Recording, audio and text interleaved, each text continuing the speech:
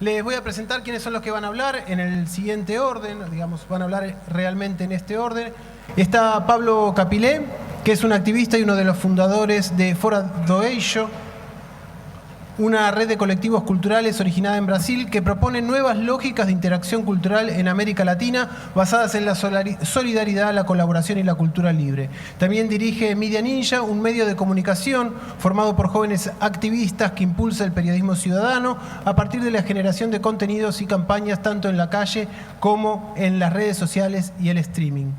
Después va a hablar Natalia Suazo, licenciada en Ciencias Políticas de la UBA, que trabaja en periodismo, estrategia y contenidos digitales para medios como Brandon y Le Monde Diplomatique. Coordinó los proyectos digitales de la revista Anfibia y la Fundación Proa y en septiembre de 2015 presentó su libro Guerra de Internet. Luego estará José Luis Fernández, doctor en Ciencias Sociales de la UBA, enseña e investiga sobre semiótica e historia de las mediatizaciones en Ciencias de la Comunicación, en Sociales de la UBA, y dicta seminarios de posgrado sobre esos temas en diversas universidades del país y del exterior. Es director de la revista indexada en Latindex Lis Letra, Imagen y Sonido. Y después está Hernán Casiari, que es escritor y periodista, escribe Orsay, un blog y una revista desde 2004 y dirige la editorial Orsay desde 2010, que estableció nuevas formas de encuentro y difusión entre los lectores en el mundo digital. Sus libros han sido traducidos a varios idiomas. Bueno, los dejo entonces primero con Elena Mancinelli, quien va a retomar algunos de los tópicos principales de esta mesa, como para también darle un marco. Hola, buenas noches. Bueno, ante todo, muchas gracias a los panelistas por haber venido. ¿Se escucha? ¿Ahí? No, está muy arriba. Hay una diferencia de altura que no puedo modificar. Muchas gracias. Bueno, muchas gracias a todos por haber venido, fundamentalmente a los panelistas, pero en realidad a todos, porque la idea, como bien se dijo, es que esto es un foro, que la idea es poder pensar en conjunto una serie de cuestiones que de ninguna manera están cerradas. Y si bien, digamos, cada vez que hablamos de algo económico en relación a Internet estamos hablando de algo tecnológico, y si hablamos de algo tecnológico estamos hablando también de algo regulatorio, o sea, la intención de separar al menos o analizar, digamos, estas cuestiones en distintos paneles tiene que ver con poder notar o poder pensar en conjunto algunas cuestiones. Yo voy a leer un pequeñito texto introductorio en el que surgen algunas de las inquietudes que hemos tenido en el equipo de Cultura Digital, que es un equipo que está conformado por profesionales de distintas carreras, por puntos que tienen puntos de vista diferentes, y bueno, de ahí también la riqueza y lo interesante de ser parte de este equipo. Bueno, les leo. Las revoluciones tecnológicas siempre han implicado la apertura de nuevos horizontes económicos, sociales y culturales. Nuestro presente está señalado por ser la ocasión de la última gran revolución tecnológica, la digital. La digitalización de los procesos de producción y comunicación muestra, como nunca antes, que lo que circula por la red son formas de objetivar y organizar el lenguaje. No de otra cosa hablamos cuando enunciamos términos como código o algoritmo. Por otra parte, no deja o no debiera dejar de asombrarnos la inusitada exigencia que la innovación tecnológica impone a nuestra capacidad de adaptación social y cultural. ¿Desde cuándo compartir videos, opiniones y vida privada en Facebook forma parte de la vida cotidiana de gran parte de la población mundial? Hace una semana, para no ir muy lejos, dicha red social comenzó a reproducir automáticamente los videos en los muros de sus usuarios. ¿Nos dimos cuenta de ese cambio? ¿Y cuánto tiempo nos duró la extrañeza ante él? Es más, retomando lo que decía Mariano Zuckerfeld, ¿cuánto tiempo de nuestra atención más fue dedicado a mirar videos de gatos, de gatitos, de perros, de cuestiones diversas, sin darnos cuenta? Digamos, la capacidad que tenemos de adaptarnos a los cambios tecnológicos tal vez es incluso más inquietante que la innovación tecnológica misma. Y esta me parece que es una gran cuestión para pensar en la mesa, en esta presente mesa. Entonces, también vemos que la inteligencia artificial está llegando al punto de generar máquinas que no solo perciben, sino que decodifican lo que perciben. Eso era algo que era propio de lo que solemos llamar humano, ¿no? No podía ninguna máquina hacer eso. Y sin embargo está al borde de pasar. Entonces surgen algunas preguntas, además de las que ya mencionó Esteban, que tienen que ver con pensar nuestro horizonte, nuestro presente. ¿Estamos ante una utopía, ante una distopía? ¿Cuáles son las nuevas textualidades que emergen en la virtualidad? ¿Cómo afecta a la producción cultural el que pueda accederse en cualquier momento y en cualquier lugar a sus bienes? ¿Seguimos siendo lectores y espectadores? ¿O los modos de relación entre producción y recepción reclaman nuevas categorías?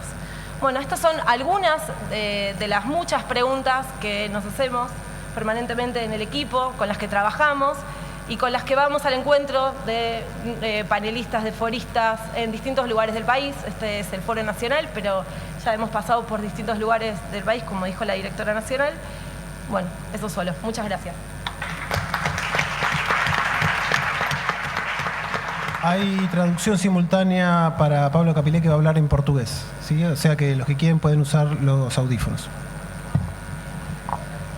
Boa noite a todos. Buenas noches a todos. Creo que como mi portuñol es bastante malo, me pidieron que hable en portugués directamente. Voy a intentar. Yo estoy pensando en español y tentando Estoy pensando en español y tratando de hablar en portugués ahora.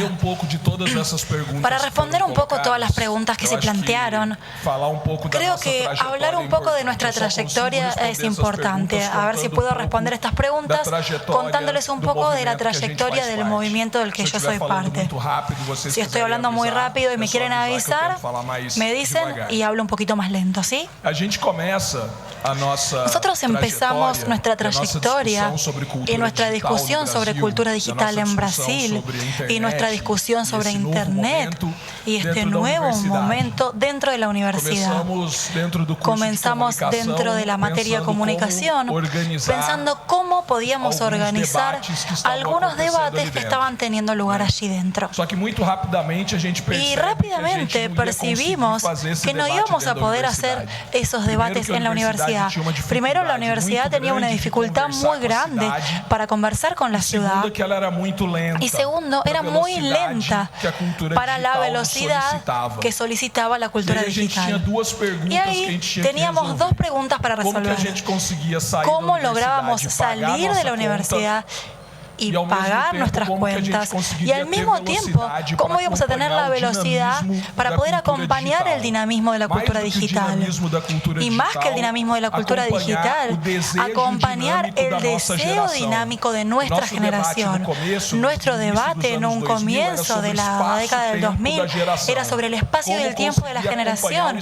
¿Cómo lograr acompañar el espacio y el tiempo de una generación que es cada vez más dinámica? No daba para usar soluciones viejas para un problema nuevo.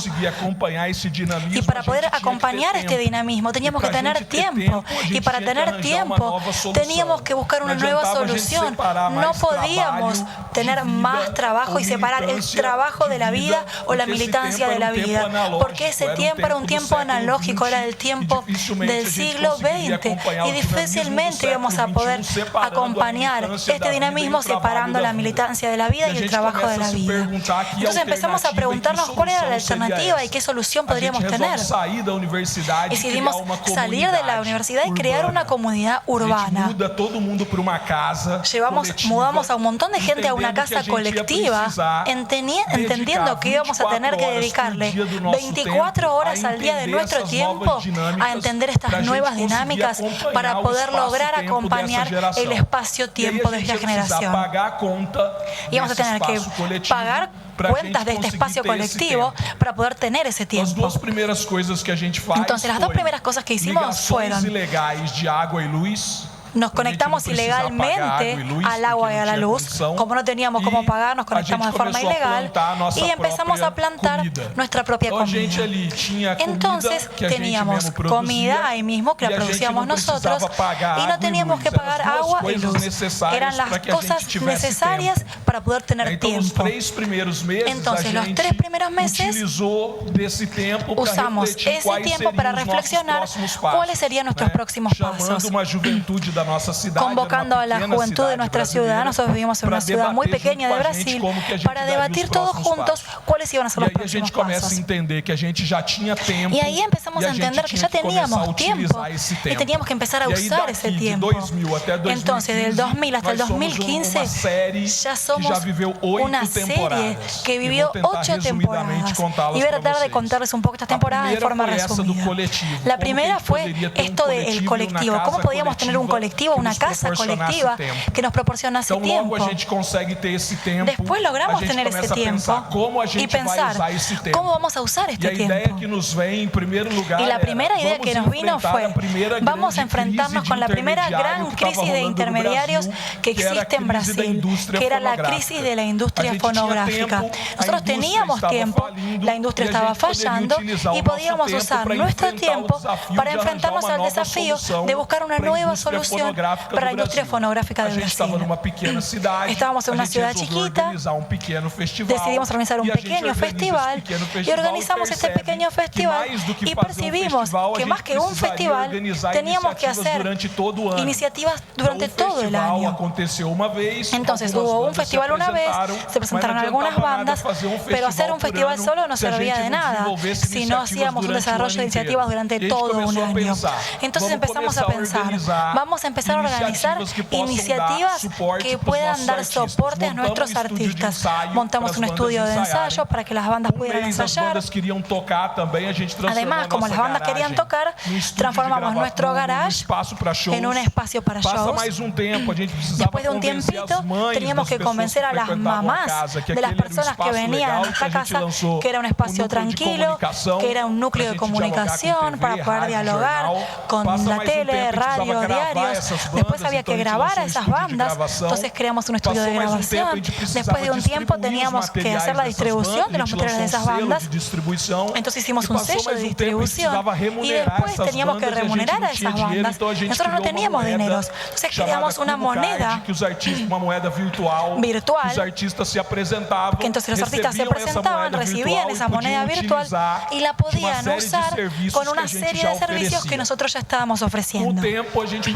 Con el tiempo percibimos que de 5 o 6 bandas se había multiplicado el número a 50 bandas. Entonces, después de un espacio para shows, ya teníamos 5, 6, 7 espacios de show en la ciudad. El poder público empezó a mirarnos un poco y empezó a decir, bueno, está bueno lo que están haciendo. La iniciativa privada también dijo, che, está bueno lo que están haciendo. Y en algún punto ya estábamos considerando una escena de música desde la nada, solo nuestra propia fuerza de trabajo, de nuestras piernas y nuestros brazos, sin un peso, solo teniendo más tiempo que lo normal. En un principio éramos 8 personas y después de 4 meses ya éramos 25. Solo teníamos que comer y disponibilizar la fuerza de trabajo. Entonces empezamos a pensar, si esto funcionó en Cuiabá, que tiene 300.000 habitantes, podría funcionar en todo Brasil. Entonces empezamos a mandar mails en todo el mundo en Brasil. Nosotros, a la gente que conocíamos que trabajaba con música, para ver con cuánta gente podríamos conectarnos. Teníamos 3 fuentes de trabajo principales. Teníamos que hacer que la gente circulase entre los estados, que distribuyeran los materiales y que pudiéramos producir contenido. Entonces teníamos que buscar la forma de que los artistas tocaran en varias ciudades y empezar a distribuir los productos de estos artistas y tener una radio por la web, un canal de TV por la web y un blog en cada una de las ciudades. En el 2002, cuando empezamos, estábamos en 5 ciudades. En 2007 ya estábamos en 500 ciudades de Brasil, con 30.000 artistas en circulación, organizando 5.000 eventos por año y con la certeza absoluta de que el copyright, de hecho, había muerto, porque más que discutir el copyright, los derechos de autor, entendimos que la cultura digital y la capacidad de tener tiempo para enfrentar los desafíos de nuestra generación podrían conectar pequeñas iniciativas y crear una polifonía distribuida, y la suma de toda esta polifonía iba a construir un gran circuito alternativo de música que tal vez se transformaría en lo que la industria no iba a poder ser.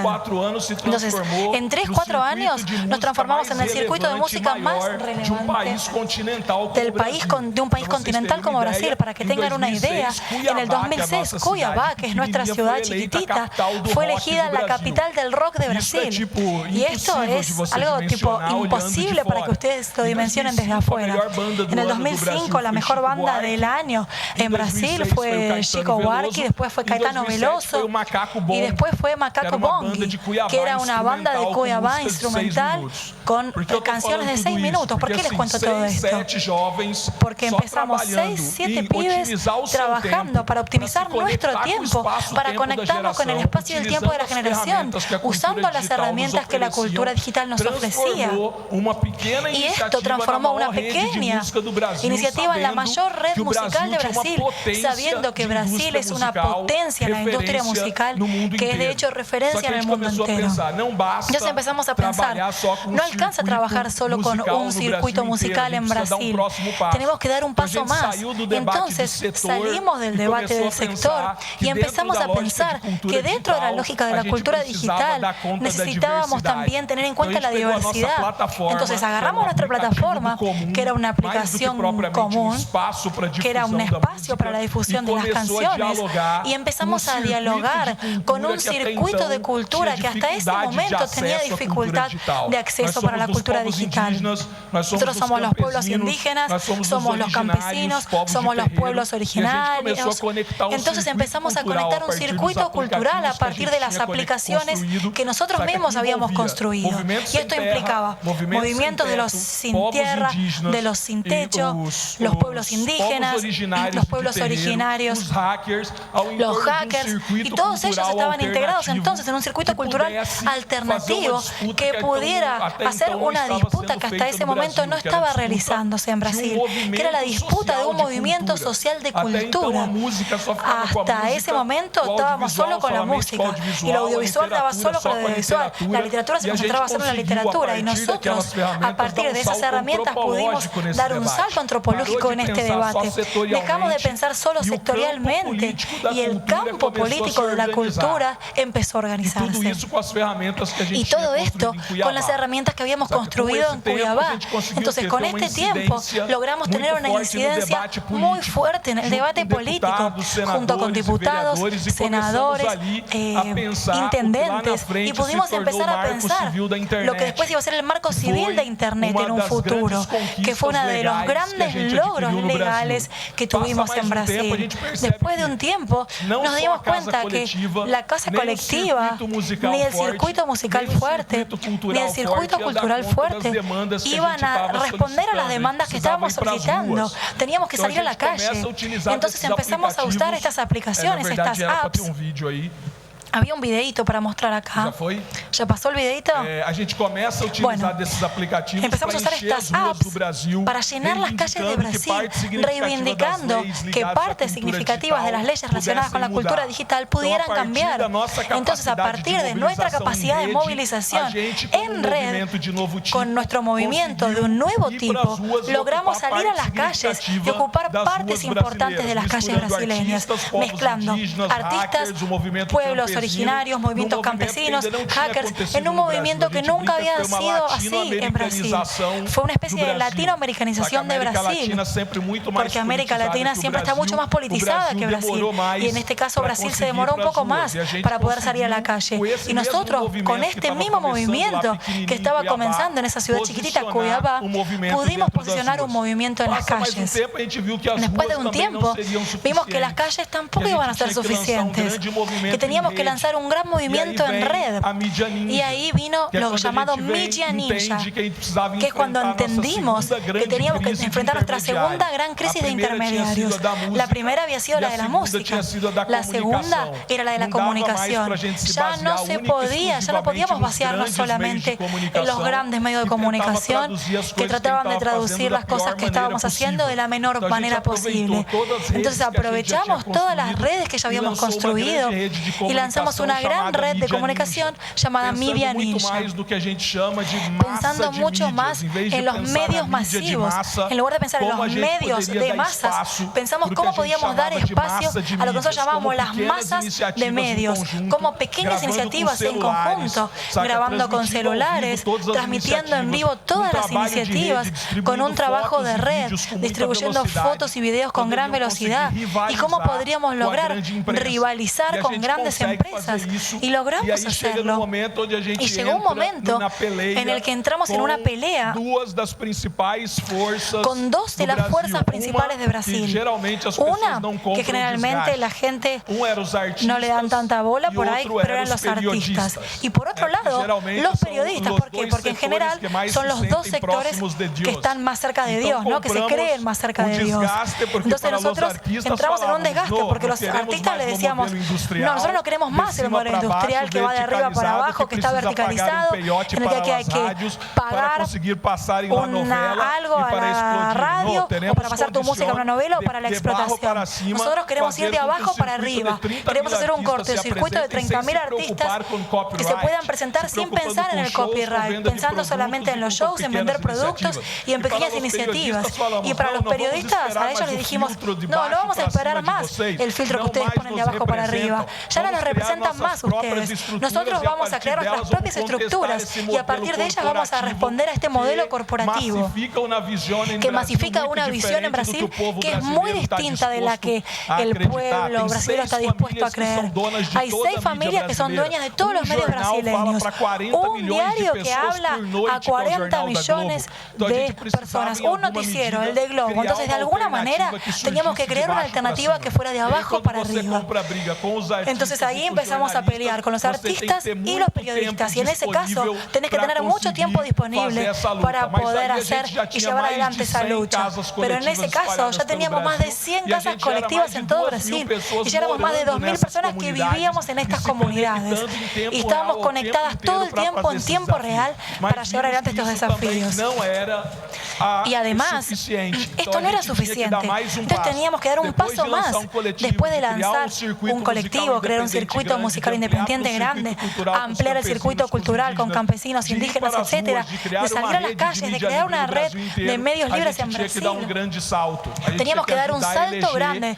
Teníamos que ayudar para crear el proyecto político que nos representara. Entonces nos pusimos a disposición con toda nuestra estructura. Ya sé que se me quedó sin tiempo, uno más. Pusimos a disposición toda nuestra estructura para tener un proceso político en el siguiente año. Y en ese caso nosotros como cultura interferimos directamente en el proceso de elecciones presidenciales de la República de Brasil, que fue una elección muy dura con solo 2 millones de votos de diferencia.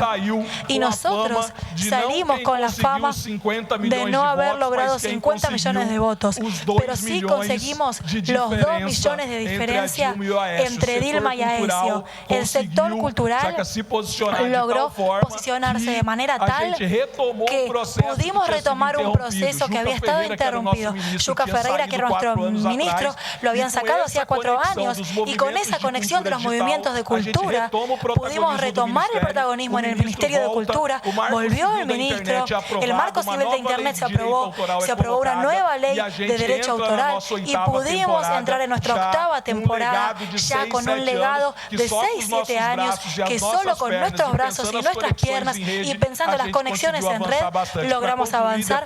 Y para terminar, después vamos a hablar durante las preguntas, pero teníamos 2 opciones: o ser un movimiento con un compromiso con lo inviable y que va de derrota en derrota y que siempre tiene que tener un opresor para quedar como un oprimido y que siempre tiene que tener a alguien a quien culpar por su fracaso, o podíamos enfrentarnos a las potencias y pensar que con las herramientas que teníamos a mano podíamos hacer una ciudad chiquita, construir una gran red en el país con dimensión continental, hackear al Estado con mucha autonomía, sin depender de ellos, sin entrar en el Estado y presionando de afuera hacia adentro.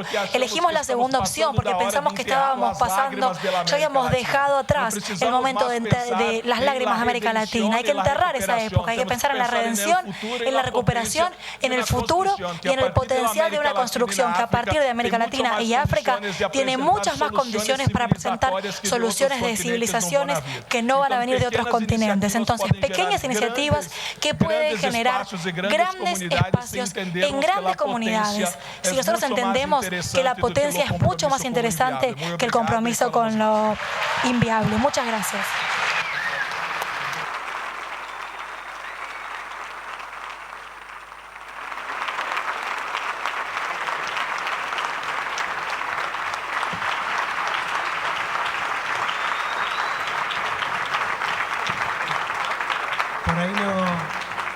ahí no le sacaré. Cuando yo hago así, faltan 2 minutos, ¿sí? Para que...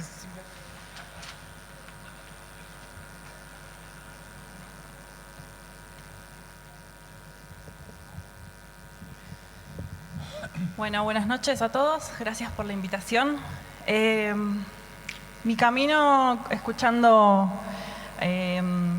la charla de recién de Pablo, es cómo contar Internet desde mi lugar de periodista, que es también una parte de la cultura digital, acercar el conocimiento y acercarlo desde el lugar que yo conozco, que es contar historias y buscar información. Y bueno, es a través de un libro que como ya dijo Esteban, es la mejor forma de perder plata del mundo. Pero también es acompañarlo en estos encuentros. Desde que saqué el libro yo no paro de ir a medios y a encuentros, porque la parte más importante que encuentro yo es que surgen muchísimas preguntas y que el gran valor que tiene la investigación que hice es esa, que van surgiendo muchas preguntas y el interés y la curiosidad. La historia del libro es que en 2013, cuando salen las revelaciones de Snowden y ya se venía hablando del tema Assange y todas las cuestiones de los secretos revelados, yo venía escribiendo estos temas que costaba hacerle entender a los editores de los medios en los que yo escribía que eran importantes y que iban a ser importantes. Y en ese momento a mí me llama una editorial y me dice que querían contar algo así como la historia de los héroes de Internet y estos problemas que estaban surgiendo y por qué estaba sucediendo esto cada vez más frecuentemente, por qué empezaban a existir estas tensiones en Internet y qué iba a pasar con eso. Y mi respuesta ante eso fue decirles, miren, me parece que esa historia hay que empezar a contarla desde el principio, que es contar cómo funciona Internet. Porque si no, no podemos entender los otros problemas. Mi visión era que si no porque yo como periodista, cuando quería explicar estas cuestiones, cuando quería explicar un conflicto en Internet, lo primero que tenía que hacer era entender la parte técnica. Tenía que juntarme con personas que entendieran cómo funcionaba, no solo la parte técnica, sino la parte legal, es decir, construir desde dónde venía ese problema, a partir de ahí poder contarlo. Y entonces propuse hacer esto, una investigación que a mí me llevó 2 años de mucho trabajo, que fue un viaje en realidad, y partió de una frase que me dijo otra periodista de tecnología que se llama Alex Krotowski en una nota, una frase de una investigadora que se llama Rebecca MacKinnon, que a mí me quedó resonando desde 2007, 2008, cuando yo hice esa nota, que es que entendemos cómo funciona el poder en el mundo real, es decir, entendemos más o menos por dónde pasa la política, quiénes toman las decisiones que afectan a nuestra vida cotidiana, pero todavía no entendemos cómo funciona el poder en el mundo digital, quiénes son esos que están peleándose y que producen las contradicciones. Y en realidad lo que yo me di cuenta cuando apenas empecé la investigación era que poco le poníamos caras, poco le poníamos nombres y poco nombrábamos y tampoco le poníamos muchos números a eso, ¿no? Y que había que hacer todo ese recorrido para poder contarlo. La primera cosa que hice antes de empezar a escribir el libro fue una encuesta informal entre unas 50 personas de distintas maneras. Le pedí a través de un cuestionario a distintas personas que me dijeran qué era para ellos Internet y cómo funcionaba, cómo llegaba un mail de mi casilla a otra casilla, cosas bastante simples y que me dibujaran Internet. Y la mayoría de las personas me dibujó una nube, una idea muy instalada en la publicidad, la idea de que Internet es una nube que va en el aire, que pasa en el aire. Y me sorprendí con muchas respuestas de cómo llegaba un mail de un lugar al otro. Y eso me inspiró, no me resultó una cuestión de ignorancia, me inspiró a querer contarlo, a querer contar cómo funcionaba eso, pero además contarlo desde nosotros. También una cosa que me pasaba y que me siguió pasando durante todo el libro es que yo encontraba que las historias de Internet estaban escritas desde 2 lugares básicamente, ¿no? Desde el optimismo tecnológico, que era presentar todo lo que significaba Internet como una liberación, como una posibilidad de democracia, todo el avance tecnológico que siempre se presenta en los medios es que comprarse un celular nuevo nos va a hacer mejor, nos va a hacer conectarnos mejor. Y ni se habla de las condiciones, del costo, del servicio, de si después de comprarnos ese aparato tenemos cómo conectarnos, si hay otro que no se lo puede comprar o si hay otro que ni siquiera tiene internet. Y del otro lado también había una visión del miedo, ¿no? De que todo lo que se refiere a internet en realidad va a un panorama de control que lo único que hace es generarnos paranoia. Y a mí me parecía que en el medio lo que faltaba era información.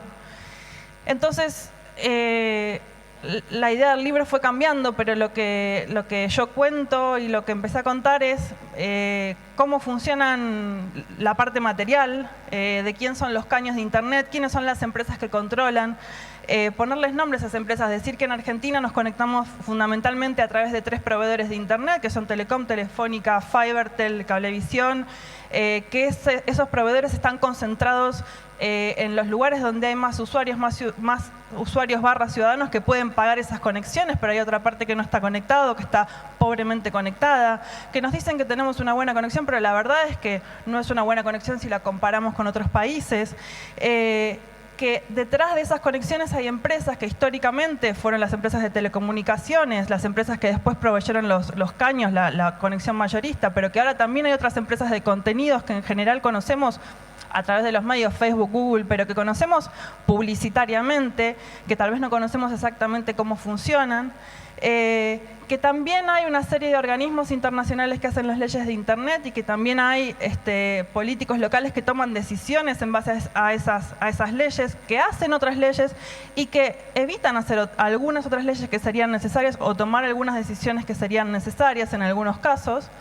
Y también después, a partir de eso, me metí en ese mundo de la diplomacia de internet y me metí fui a Brasil el año pasado en el Mundial, un encuentro de diplomacia de internet que a su vez tenía un encuentro paralelo que era el ArenaNet, donde había distintos actores discutiendo sobre las cuestiones de internet en ese momento, sobre la soberanía, bueno, Dilma Rousseff abriendo el encuentro cuestionando el papel de Estados Unidos en el espionaje, pero también grupos de activistas de derechos de internet proponiendo, entre otras cosas, el marco civil y otros activistas del mundo hablando con los de Brasil para entender cómo habían logrado dar esa discusión colectiva y hacer una propia ley para internet. Y volví acá y también dialogué con los activistas locales y después conté 2 casos que a mí me parecían los más importantes que afectaban nuestros derechos y que podían dar cuenta, poniendo nombres, de cómo nuestros derechos, además de usuarios de internet, tienen que ver con cómo somos ciudadanos, que es el caso de la videovigilancia, las cámaras, todo ese control de nuestros cuerpos que percibimos de alguna manera, pero que todavía no sabemos por qué se toman esas decisiones, y lo que encontré en esa investigación fue que ni siquiera quienes toman esas decisiones tienen los datos concretos de por qué sucede esa compra de tecnología, ese uso de tecnología y cómo se cuestiona a partir de eso nuestras libertades, ¿no?, como personas. Y después cómo están hechos los programas, los códigos, las aplicaciones que nos bajamos en nuestros celulares y cómo afecta eso nuestra vida cotidiana. Y esto que fue abrir la información a través de nombres, números, estadísticas, mapas, que algunos de estos datos los empecé a contar en información, digamos, también la empecé a compartir con otros. Estas son algunas de las informaciones que empecé a compartir en las redes, en las notas, en las charlas, en las facultades, etc. Produjeron después algunos resultados que les voy a contar, pero bueno, una de las cosas que empecé a contar es ponerles nombres a estas empresas que controlan el tráfico de internet a nivel internacional. ¿Cuántas personas están conectadas a internet? Todavía hay un 60% de la población del mundo que no está conectada a internet. Hay países en donde esa penetración de internet, obviamente países en vías de desarrollo, no están conectados. ¿Por qué no están conectados esos países? También que hay más hombres conectados que mujeres conectadas, y esa es otra brecha de internet. Bueno, esta información, bueno, que también se encargó de recopilar Cultura, que es cuánta gente está conectada en Argentina, pero que 8 de cada 10 personas podemos elegir solamente entre 3 proveedores. y que esos proveedores además están concentrados, digamos que el acceso a Internet está muy concentrado en el 30% del territorio. También contar que la mayoría, el 70% de los argentinos tiene una conexión que está por debajo de los estándares regionales, ni siquiera internacionales. ¿Y cuáles son los números de esa conexión? Para ponerle también números y ver cómo estamos en comparación con otros países. Entonces, si podemos ver que en la comparación regional tenemos unos 5 megas de promedio y Uruguay tiene 9 megas de promedio, tal vez eso nos sirva para entender cuál fue el modelo que adoptó Uruguay para que esto fuera diferente, o qué es lo que pasa en Brasil o en México para que esto sea diferente. Puede ser bueno o puede ser malo, pero es una referencia y es un dato concreto sobre cómo funciona Internet. Otra cosa que yo quería contar es que, aunque no los veamos, los dueños de las empresas de tecnología ocupan lugares muy importantes en las listas de millonarios del mundo, en este caso en la lista de Forbes, pero es una de ellas, que entre los 20 primeros lugares de Forbes hay 7 dueños de empresas de tecnologías, telecomunicaciones e Internet que son millonarios. Que la mayoría del tiempo, de nuestro tiempo, no solo nosotros en Argentina, sino en el mundo, estamos conectados solamente a los servicios de 5 proveedores, de Google, de Yahoo, de Facebook, de AOL y de Microsoft, y eso obviamente implica una concentración. Entonces, para empezar a hablar de neutralidad, tenemos que también empezar a hablar de estas cosas, o para empezar a hablar de distribución o brechas digitales, también tenemos que hablar de esto. También que la mayoría de nosotros, bueno, otro dato, que hay un 10% de la gente que está conectada en este momento está conectada a un servicio de Google ahora. Y después otra cosa que a mí me interesaba, que me interesó siempre durante toda la escritura del libro, fue decir, no somos tontos, no es que los intercambios que hacemos con las empresas son porque porque estamos haciendo un intercambio tonto, no. A cada una de estas empresas estamos intercambiándoles alguna parte y dejándoles alguna parte de información, estamos alimentando ese monstruo de información por alguna razón. Pero lo importante es decir qué tipo de información le estamos dando y por qué se le estamos dando, y a partir de ahí poder contarlo, porque si no parece que somos víctimas de esa concentración y de esas empresas. Y también decir una cosa que por ahí en este foro o en algunos ámbitos resulta obvia, pero que para mucha gente no resulta obvia, que es qué sabe cada una de las aplicaciones o de los servicios que nos conectan a Internet o en nuestro teléfono celular de nosotros cada vez que nos conectamos. Esas cosas que acá pueden resultar un poco sencillas, yo les puedo asegurar que para mucha gente no lo son, y que es fascinante empezar a contarlas y empezar a hacer circular esta información con datos concretos, ¿no? También que sabe Google de nosotros.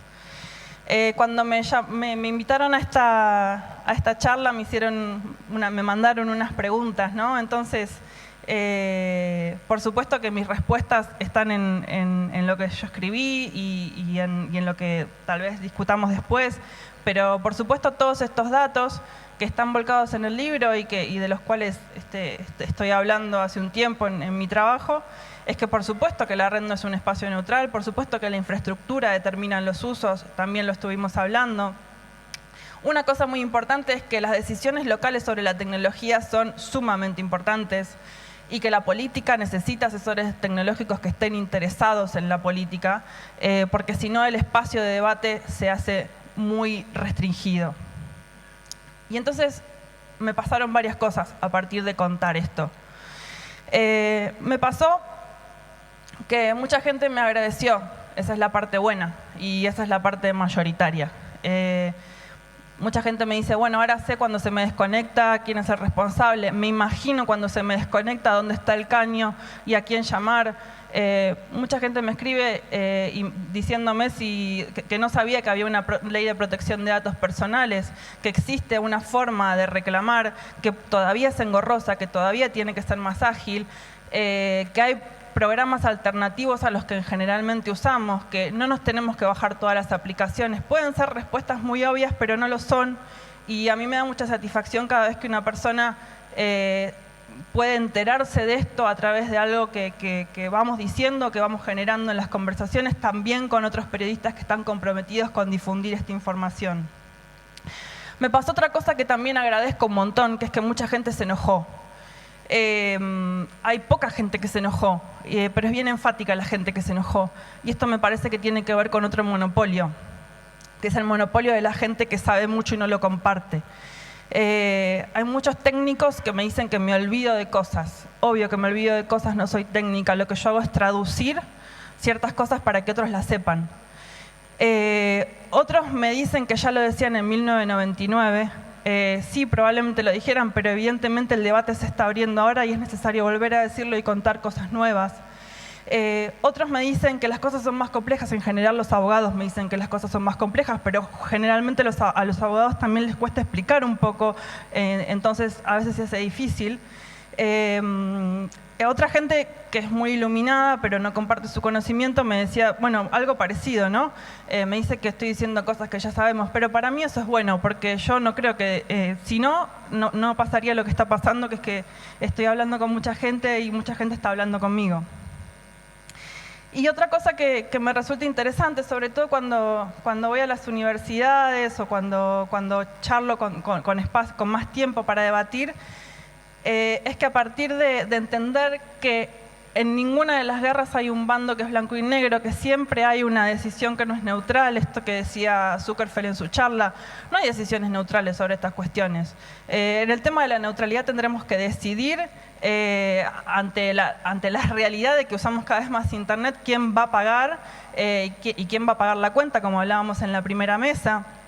En los temas de concentración de la información y libertad de expresión tendremos que ver quién decide sobre lo que se dice, si son los mismos de siempre, si seguimos dándole la información a unas pocas empresas, si estas empresas son responsables de lo que dicen o no, y cómo abrimos otras vías, dado que Internet permite esta circulación.